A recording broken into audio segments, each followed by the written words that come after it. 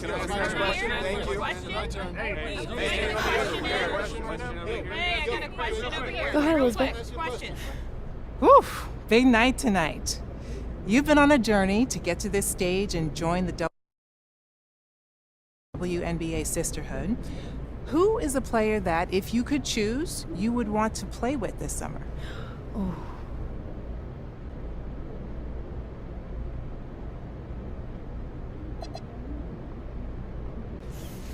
Ooh, easy answer for me. Asia Wilson. I know that she's technically still playing, but with everything that she's accomplished so far, she is a legend to me. That is legend status. And I want to put in that same work. You know, use my skills on both ends of the court and lead this franchise to multiple championships. I mean, she is a star in this league, and the game is better for having her in it. Have you thought about what you're going to say when that interaction happens? Wow. I wish that I could sit here and tell you that I'd be a poised young lady. But she actually came and gave a talk at my school one year, and to be really honest with you, I can't tell you a word she said.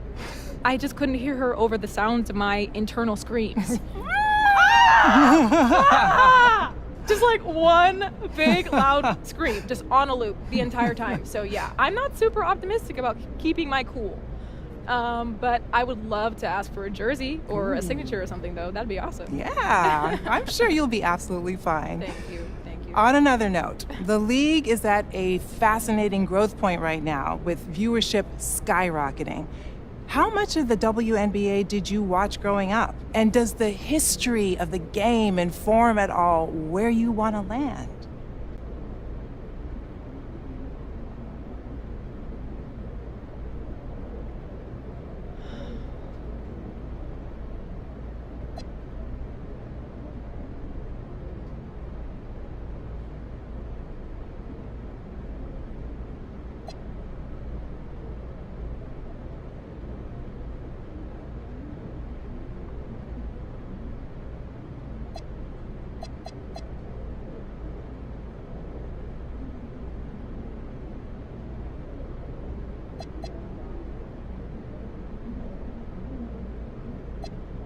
Honestly, it truly doesn't matter to me where I land because there are literally no bad options here.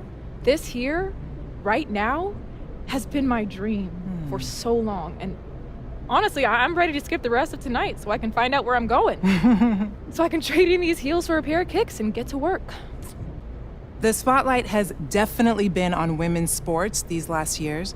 How much do you think that on-court rivalries play a factor in the growth of the league? And do you think that these storylines are good for the game? Oh, I love the way that stories are being told right now. And I think that has fueled those rivalries that you're talking about. You know, look at Angel and Caitlin.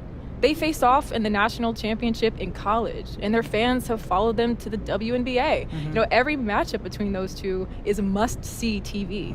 And the Fever and Sky have two of the hottest tickets in the sport right now. And when the Aces and Liberty assembled all that star power a couple years back, every matchup between them was called the Battle of the Super Teams, just pulling in huge ratings, huge numbers. And my grandma wouldn't be able to follow anything that was happening on the court. But I'll tell you, she knows all the tea.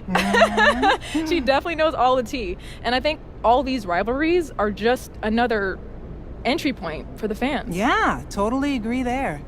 Unfortunately, you just missed sharing the court with the WNBA's all-time leading scorer, Diana Taurasi, who played in the league from 2004 to 2024. She brought a ton of that spice you were talking about for so long. Now, what part of her legacy speaks to you the most?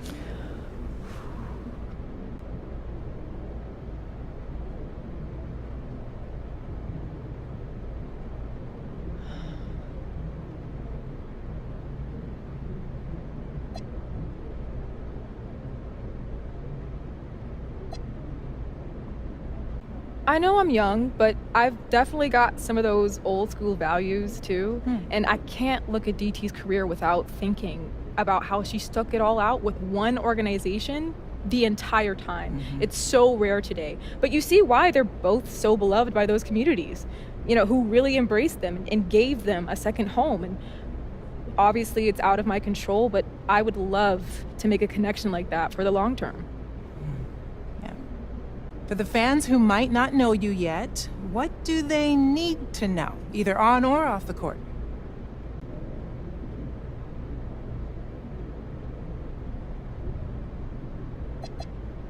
Well, being a professional athlete is about more than just buckets.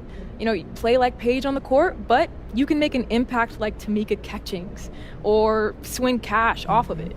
And it's so important for me to show up in the community, for me to be a role model for all these young girls and boys to look up to. I want to be a regular at the local coffee shop.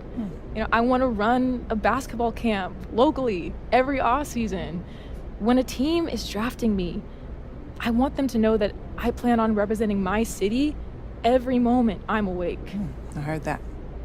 Okay, so I want to shift gears quickly for a couple of rapid-fire questions so new fans can get to know you.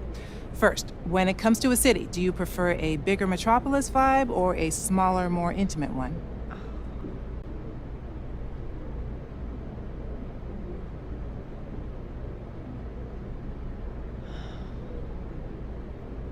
Oh, for as long as I can remember, I have wanted to be on the biggest stage possible. Oh. And in my mind, that extends beyond the arena.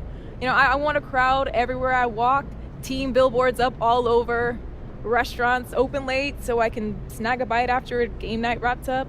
I love the hum of a big city. I love it. The pulse of the people. I feed off of that energy. So, big city. Let's keep this one easy. Favorite color?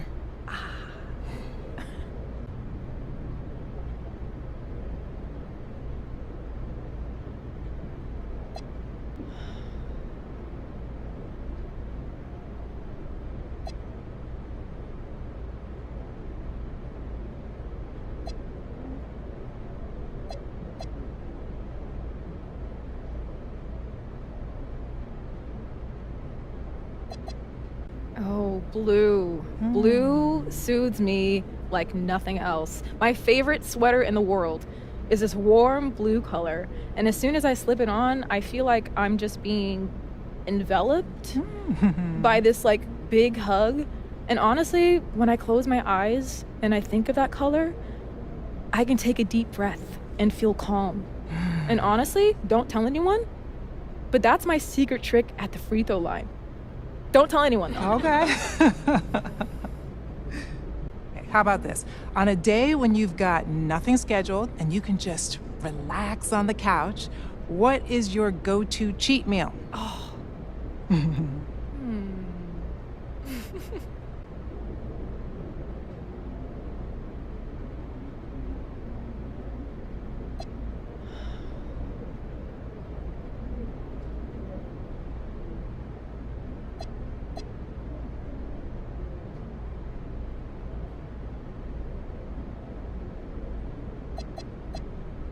If it swims, I'll eat it.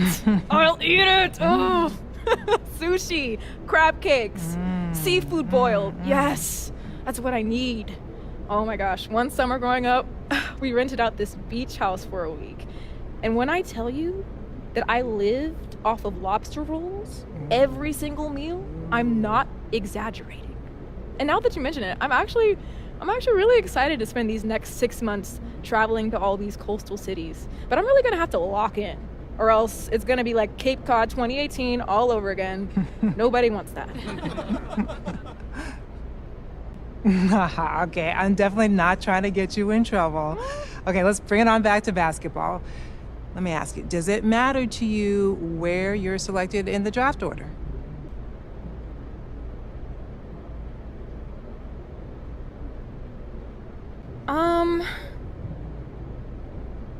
Yes and no. How is that for an answer? Look, this is the toughest professional league in the world when it comes to cracking a roster, and it just keeps getting harder and harder the further you are along in the draft order.